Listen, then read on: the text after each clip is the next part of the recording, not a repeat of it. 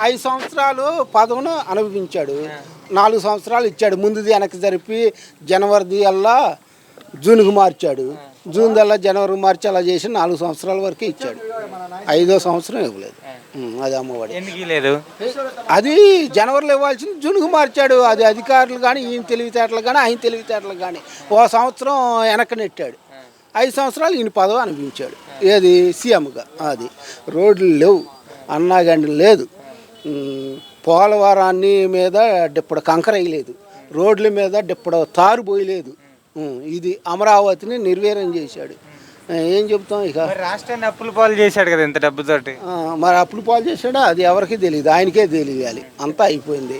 మందు 20 రూపాయల మందుని 150 130కి అమ్ముతున్నాడు.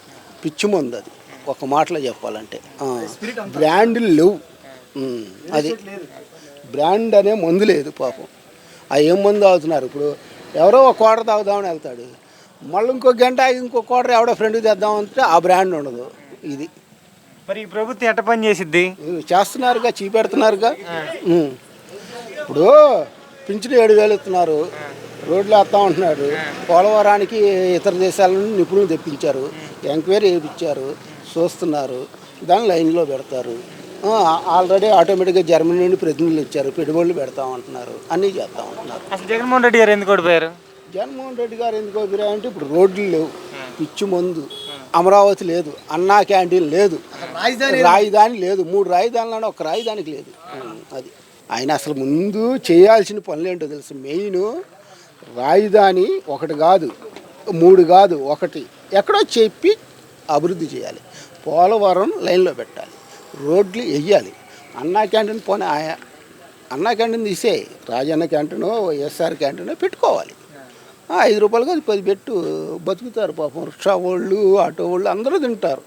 అది వాళ్ళు ఫండ్స్ వస్తాయి. ఇవన్నీ ఏమైపోయి 5 సంవత్సరాలు ముఖ్యమంత్రి చేసావు, 4 సంవత్సరాలు అమ్మఒడి ఇచ్చావు.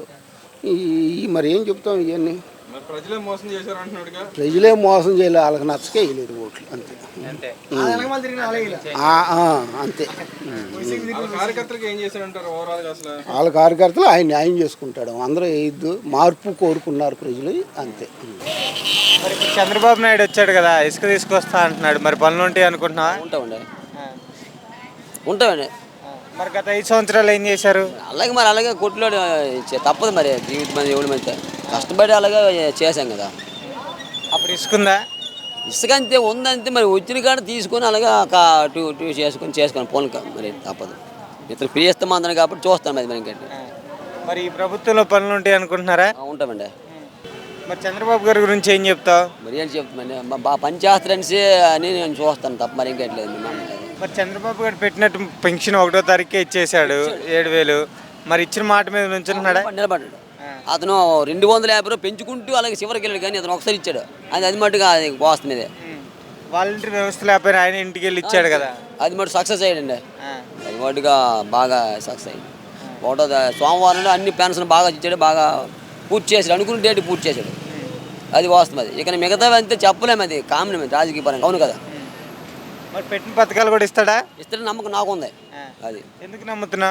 మరి మంచి చేస్తాడు, తెలివైన వ్యక్తి అనేసి అది మరి కాదు.